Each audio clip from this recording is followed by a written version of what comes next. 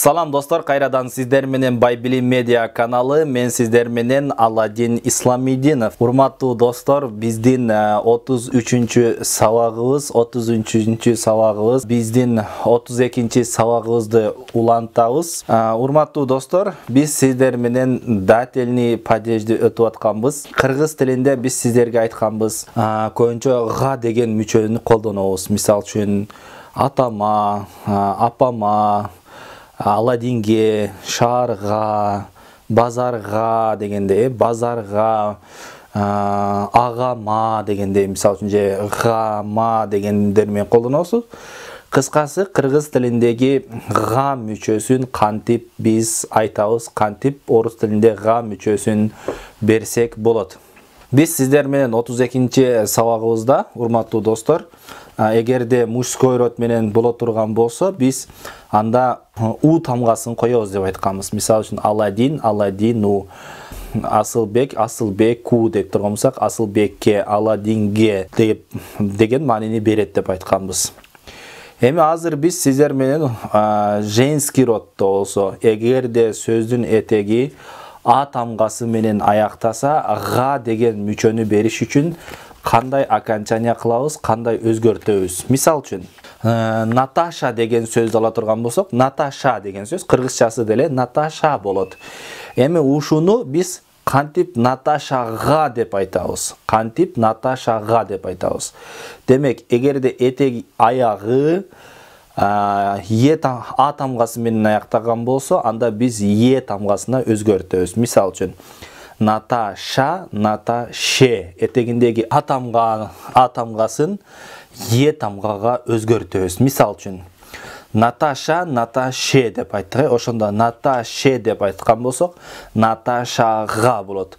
Мисал үчүн, Айзада десек, Айзада этеги аягы е тамгасы менен болуп жатат. Демек, аягындагы а тамгасын еге өзгөрсөк, Айзаде болот. Ошондо Айзадага деген е деген окончание именно Айзадага деген мүчөнү берет. Мисал үчүн, Оксана десек, Оксана. Эми ушуну Оксанага деш үчүн Оксане дейбиз. Этегиндеги а тамганы е тамгасына өзгөртөбүз. Оксане, Оксанага, Оксанага.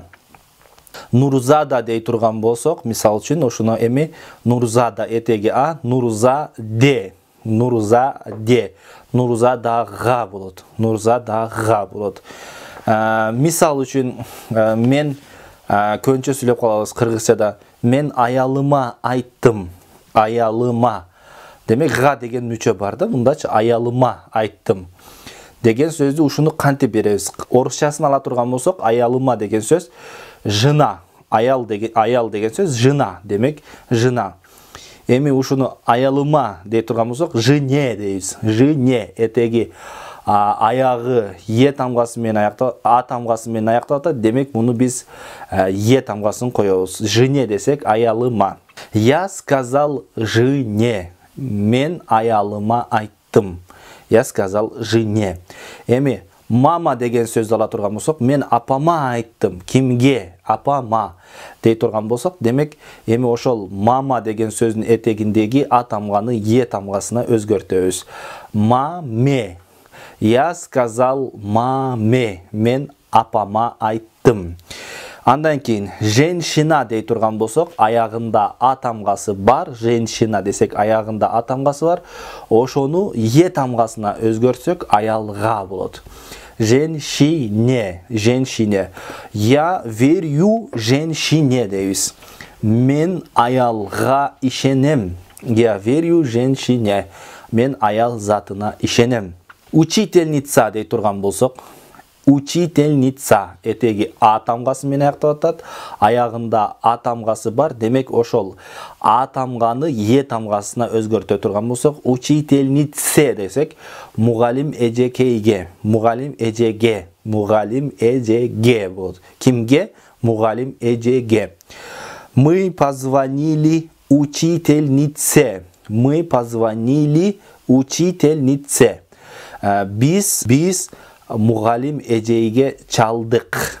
Biz muгалим эжеге чалдык болот. Андан кийин бакыт аялга да эркекке да керек десек, аялга дей турган болсок, демек женщина болсо аягында а тамгасы бар, демек аны еге өзгөртөбүз. Женщине.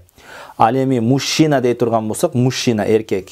Эми анын аягындагы а тамгасындагы еге өзгөртөбүз. Мужчине. Мисал үчүн, счастье нужна женщине. Бакыт аялга керек. Счастье нужна женщине. Е деген, га деген мүчөнү берет. И мужчине. Счастье нужна женщине и мужчине. Бакыт аялга дагы, эркекке дагы керек. Мисал үчүн, андан кийин айта турган болсок, эркек аялга керек. Ал эми аял эркекке керек деп айтмакчы болсок, мисал үчүн аялга десек, женщине деп айттык. Мужчина нужен женщине. Мужчина нужен женщине. Аягына е деген тамганы, окончанияны коебуз. Мужчина нужен женщине, а женщина нужна мужчине. Ал эми аял эркекке керек. Нужен деп айттык, себеби мужской род. Мужчина нужен, мужской род. А женщина нужна. Мужчина нужен деген тагыраагы бул мужской род, а женщина деген женский род, ошон үчүн нужна деп айтабыз. Мужчине эркекке болот ошондо. Бул мужчина деген сөз бирок мужской роддо сөздүн аягы а тамгасы менен аяктап жатканына байланыштуу биз ага е тамгасын кое беребиз. Мужчине деп. Мисал үчүн, мен эжеме жагам. Мен эжеме жагам дей турган болсок, мисал үчүн, сестра десек, сестра эже, ал эми эжеме дей турган болсок, сестре этегине а, сестра эже, сестре эжеме. Я нравлюсь сестре. Мен эжеме жагам. Я нравлюсь сестре. Мен эжеме жагам. Андан кийин бабушка дей турган болсок, чоң эне. Эми чоң энеме дей турган болсок, бабушке. Братишка нравится бабушке. Братишка нравится бабушке. Иним чоң энеме жагат. Братишка нравится бабушке. Иним чоң энеме жагат. Андан кийин я нравлюсь дедушке. Я нравлюсь дедушке. Мен чоң атама жагам. Я нравлюсь дедушке. Да? Я нравлюсь дедушке. Мен чоң атама жагам. Дедушка а болгон аягы, эми муну еге айландырган болсок, чоң атама кимге деген суроого жооп берет. Чоң атама. Я нравлюсь дедушке. Андан кийин я это куплю дочке. Я это куплю дочке. Мен муну кызыма сатып алам. Дочка а болгон аягы, ал эми е тамгасын өзгөртө турган болсок, анда кызыма кимге деген суроого жооп берет. Я это куплю дочке. Мен муну кызыма сатып алам. Ал курбусуна ишенет десек, подруга курбу, ал эми курбус кимге? Курбусуна дей турган болсок, анда аягындагы а тамгасын е тамгага өзгөртөбүз. Мисал үчүн, подруге. Она верит подруге. Ал курбусуна ишенет. Аягындагы е деген окончания кыргыз тилиндеги га деген мүчөсүн берип атат. Сын мешает маме. Бала апасына тоскоолдук жаратып жатат. Сын мешает маме. Бала апасына тоскоолдук жаратып жатат. Маме. Сөздүн негизги түпкүрү мама болгон. Ал эми аягындагы а тамгасын е тамгага өзгөртө турган болсок, анда апасына кимге деген суроого жооп берет. Оксанага рахмат айткыла десек, демек сразу ойлонобуз, сөздүн аягы а тамга менен аяктап атат. Оксана деген сөз. Демек Оксанага деш үчүн е кылат экенбиз. Е деген окончанияга өзгөртөбүз. Скажите спасибо Оксане. Скажите спасибо Оксане. Оксанага рахмат айтыңыз. Андан кейін Наташаға рахмат айтыңыз десе, Наташа, ал эми Наташаға деш үчүн аяғындағы А тамғаны Е тамғасына өзгөртөбүз. Скажите спасибо Наташе. Скажите спасибо Наташе. Наташаға рахмат айтыңыз. Невеста дей турган болсок, келин, турмушка чыгып аткан кызды невеста деп айтабыз. Это кольцо нравится невесте. Это кольцо нравится невесте. Бул шакек келинге жагат болот. Апаңа көрүнүп кой. Апаңа көрүнүп кой дей турган болсок, апаңа көрүнүп кой. Мама дей турган болсок, апа, маме, апаңа. Маме. Кому? Апаңа. Кимге? Апаңа. Покажись маме. Апаңа көрүнүп кой. Кимге? Маме. Муну Лорага бергиле дейсе, Лорага дей турган болсок, аягы А тамгасы менен аяктап атат. Лора, лоре болот экен демек. Дайте это лоре. Дайте это лоре. Муну Лорага бериңиз. Дайте это лоре. Муну Лорага бериңиз. Деп мына ушинтип айтып кете беребиз. Урматтуу достор, демек жыйынтык чыгарып коебуз. Эгерде сөздүн аягында А тамгасы менен аяктаган болсо, А тамгасы болсо, биз кимге деш үчүн этек аягындагы А тамганы Еге өзгөртөт экенбиз. Е тамгасын өзгөртөбүз. Оксане, Оксанага. Наташе, Наташага. Гүлзине дей турган болсо, Гүлзинага. Гүлзине, Гүлзинага. Гүлзина. Бабушке, чоң энеме деп. Мисалы үчүн кимге чоң энеме деген суроого жооп берет. Ал эми андан кийинки темабыз болсо, достор, эгерде Я тамгасы менен аяктаса, кимге деген суроого жооп бериш үчүн кантебиз? Юлия дей турган болсок, Юлия. Эми Юлияга деш үчүн орус тилинде га деген мүчөнү кошуу үчүн, Юлияга деп айтыш үчүн этегиндеги Я тамганы Еге өзгөртөбүз. Мисалы үчүн Юлие. Юлие. Янын алып туруп эле ордуна Е тамгасын кошобуз. Юлия. Мисалы үчүн Юлияга болот ошондо. Катя десек, Катя. Демек Катье дейбиз. Катье. Аягындагы Я тамганы алып ордуна Ени коебуз. Катье, Катяга болот. Катяга. Земля десе, земля. Я менен аяктап атат, мында деле Е тамгасын коебуз. Земле. Земле. Земле деп. Я верю Юлие. Демек, я верю Юлие. Мен Юлияга ишенем. Я верю Юлие. Я сказала Юлие. Мен Юлияга айттым. Юлияга айттым дейбиз. Мен Катяга чалдым десек, демек Катя этегиндеги Я тамганы алып ордуна Е деген тамганы коебуз дедик. Я позвонила Катье. Я позвонила Катье. Мен Катяга чалдым. Жерге нымдуулук керек десе, земле дейбиз да. Земле десе, жерге, эмнеге, жерге. Земле нужна влага. Жерге нымдуулук керек. Жерге нымдуулук керек деп айттык. Андан кийин Алия дей турган болсок, этегиндеги А тамгасын Еге өзгөртсөк, Алияга деген суроого жооп берет.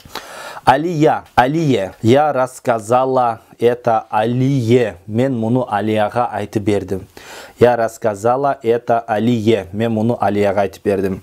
Джамила дей турган болсок, демек Джамилия. Я да өз негизи орусчада Я тамга менен жазылат. Джамилия. Эми Джамиляга дей турган болсок, Джамиле дейбиз. Джамиле. Мама посоветовала Джамиле. Апам Джамилага кеңеш берди. Зоя дей турган болсок, Зоя дей турган болсок, эми Зояга деш үчүн Зое дейбиз. Зое. Аягындагы Я тамганын ордуна Е тамгасын коебуз. Мама посоветовала Зое. Апам Зояга кеңеш берди. Наталья дей турган болсок, Наталья деген дагы аттар бар. Демек Натальяга деп айтыш үчүн Наталье дейбиз. Наталье. Мы предложили это кольцо Наталье. Мы предложили это кольцо Наталье. Биз бул шакекти Натальяга сунуштадык. сунуштадык. София дей турган болсок, мисал үчүн аягында я тамгасы бар экен, демек аны е кылабыз. Софье болот ошондо. Учитель объяснил урок Софье. Учитель объяснил урок Софье. Мугалим Софияга сабакты түшүндүрдү болот. Урматтуу достор, мына ушуну менен биз сиздер менен 33-чү сабагыбызды жыйынтыктайбыз. Демек, дагы бир жолу кыскача айта кетем. Эгерде сөздүн аягында а тамгасы болсо, кимге деп айтыш үчүн биз анын аягындагы а тамганы е тамгасына өзгөртөбүз. Мисал үчүн Наташага, Айзадага е деген га деген мүчөнү берет дедик. Оксанага е кылсак Оксанага деген суроого жооп берет. Нурзаде дей турган болсок, Нурзадага болот. Нурзадага деген. Андан кийин эгерде аягында я тамгасы боло турган болсок, я тамгасы менен аяктаган болсо, аны е кылабыз деп айттык. Мисал үчүн Катье. Мында деле е кылабыз. Катьяга.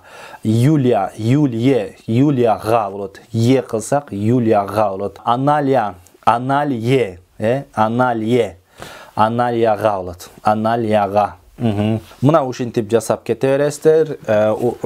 Эгерде бул сабак сиздерге жаккан болсо, сөзсүз лайк басып, комментарий жазып, өз ой пикириңиздерди калтырыңыздар. Башкалар менен бөлүшүүнү унутпаңыздар. Кийинки сабактардан жолугушканга чейин сак саламатта туруңуздар. До новых встреч, дорогие мои. Счастливо оставаться вам.